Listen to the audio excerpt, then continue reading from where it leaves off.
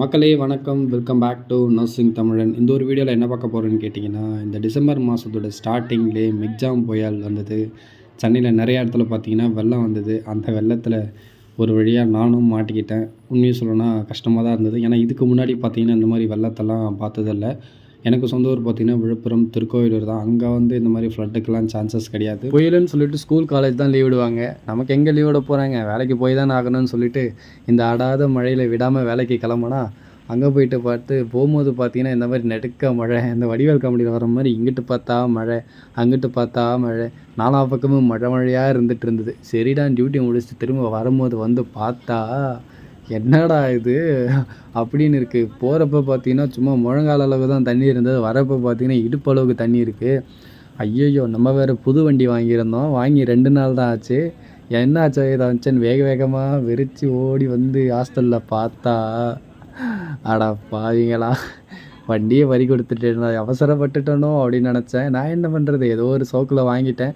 கடைசியில் எந்த நேரத்தில் வாங்கினேன்னு தெரியல. எங்கள் அம்மா அப்பயே சொல்லிச்சு, ஏன்டா போயும் பாட்டியை தண்ணிக்கு வாங்கியிருக்கேன். இல்லைம்மா, நான் வெள்ளிக்கிழமை தான் வாங்கணும்னு சொல்லிட்டு எங்கள் அம்மா கிட்ட ஆர்கியூ பண்ணேன். சரி, வண்டி போனால் போயிட்டு போகுது, ரெடி பண்ணிக்கலாம், உயிரோடு எப்படியாவது வீட்டுக்கு போயிடலான்னு பார்த்தா வீட்டுக்கும் போக முடியல. ஏன்னா மறுநாள் வேலைக்கு போய் ஆகணுமே.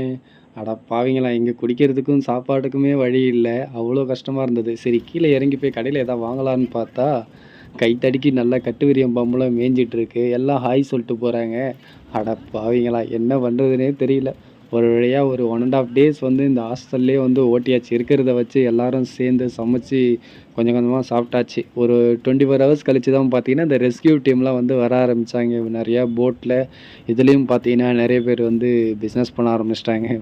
ஒரு ஷிஃப்ட்டுக்கு 1000 1500 3000 வரைக்கும் வந்து போட்டில் வந்து கூட்டுட்டு போயிட்டு இருந்தாங்க. இந்த 2015 ஃப்ளட்டு வந்தப்போ நிறையா ஃபுட்டுலாம் கொடுத்தாங்கல்ல, அந்த மாதிரி நமக்கு ஏதாவது நிவாரணப் பொருட்கள் கொடுப்பாங்கன்னு சொல்லிட்டு பார்த்துட்டு இருந்தோம். ஒன்றும் வந்த பாடு கிடையாது. எல்லாம் வெளியிலே கொடுத்துட்டு போயிடுறாங்க. நாங்கள் வேறு ஃபுல்லாக பேச்சுலர் பசங்களாக எல்லாம் வெயிட்டாக சாப்பிடுவாங்க. அப்போ தான் யோசிச்சு பார்த்தேன், தனியாக இருக்கிற நமக்கே இவ்வளோ கஷ்டமாக இருக்குது, ஃபேமிலியாக இருக்கவங்களுக்குலாம் இவ்வளோ கஷ்டமாக இருக்கும். சில பேர் வீட்டில் பார்த்தீங்கன்னா வயசானவங்க, இந்த குழந்தை இதெல்லாம் இருக்குமே, இதுமெல்லாம் வச்சு எப்படி டாலரேட் பண்ணாங்க, ரொம்ப கஷ்டம்டா அப்படின்னு நினச்சி ஃபீல் பண்ணிட்டு இருந்தேன். ஒரு வழியாக இங்கேருந்து கிளம்பிடலாம்னு சொல்லிட்டு கிளம்புனேன். வண்டியை பார்க்குறப்ப இருக்க கஷ்டமாக தான் இருந்தது. என்னங்க பண்ணுறது, ஜஸ்ட்டு வாங்கி ஒரு 3 நாள் தான் ஆச்சு. 4வது நாளே இப்படி தண்ணியில் மிதக்க விட்டால் நான் என்ன பண்ணுறது சொல்லுங்கள். ரொம்ப கஷ்டமாக தான் இருக்குது. பார்த்துக்கலாம், உயிரோடு போகிறதே பெரிய விஷயமா இருக்கிறது. ஒரு 2 டேஸாக பார்த்தீங்கன்னா சாப்பாட்டுக்கும் தண்ணிக்கும் ரொம்ப கஷ்டமாக இருந்தது. பட் ஆனால் இங்கே இருக்கிறவங்கள வச்சு இருக்கிற திங்ஸ் வச்சு ஓரளவுக்கு மேனேஜ் பண்ணியாச்சு.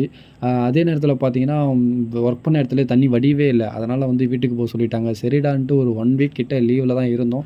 சரின்ட்டு வந்ததுக்கப்புறம் தான் பார்த்தீங்கன்னா வண்டியை பார்க்குறப்போ ரொம்பவே கஷ்டமாக இருந்தது. சரிடான்ட்டு அதை எடுத்துகிட்டு போய் மெக்கானிக் கடையில் விட்டுட்டு ஒரு வழியாக ரெடி பண்ணியாச்சு. ஆக்சுவலாக நான் வண்டி எடுத்த இடத்துல தான் விட்டேன்.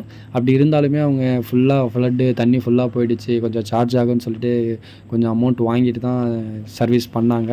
பட் இருந்தாலும் ஓகே, ஓரளவுக்கு சர்வீஸ் பண்ணி முடிச்சாச்சு. அப்படி இருந்தும் பார்த்தீங்கன்னா வண்டியில் இந்த டிஜிட்டல் மீட்டர் முன்னாடி ஸ்பீட்லாம் காட்டும்ல, அது ஃபுல்லாகவே போயிடுச்சு. அது மாற்றணும் அப்படின்னா ஒரு 5000 ஆகும்னு சொன்னாங்க.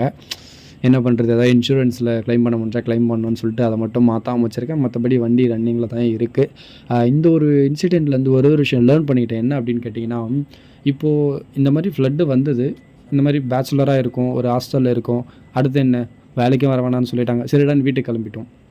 இப்போது இந்த மாதிரி ஃப்ளட் இடத்துல சென்னையிலேயே பர்மனெண்ட்டாக இருக்கிறவங்க, ஃபேமிலியோடு இருக்கவங்க, அவங்களுடைய நிலமெல்லாம் எப்படி இருக்கும்னு கொஞ்சம் யோசித்து பார்த்தா உண்மையாக சொல்லணும்னா அவங்களாம் ரொம்பவே பாவம் சத்தியமாக. ஏன்னா நம்மளாம் வந்து ஜஸ்ட்டு பிழைக்கிறதுக்காண்டி ஒரு வேலைக்காண்டியோ இல்லை படிக்கிறதுக்காண்டியோ வரோம். டக்குன்னு எதனா ஒன்றுச்சுன்னா சென்னையை விட்டு போயிடுறோம். பட் ஆனால் இங்கே இருக்கிற பீப்புளெலாம் பார்த்தீங்கன்னா அவங்களாம் எப்படி சொல்கிறது, வேறு லெவல்.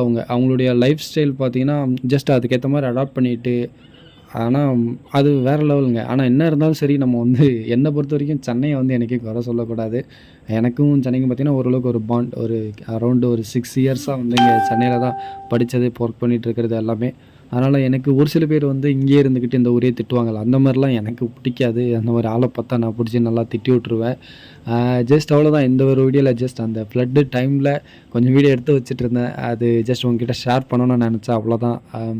இந்த மாதிரி நிறைய வீடியோஸ் பார்க்கணும்னு நினச்சிங்கன்னா நர்சிங் தமிழன் சேனலை சப்ஸ்கிரைப் பண்ணுங்கள். அண்ட் தேங்க்ஸ் ஃபார் வாட்சிங். நாளைக்கு இன்னொரு வீடியோவில் பார்க்கலாம். பாய்.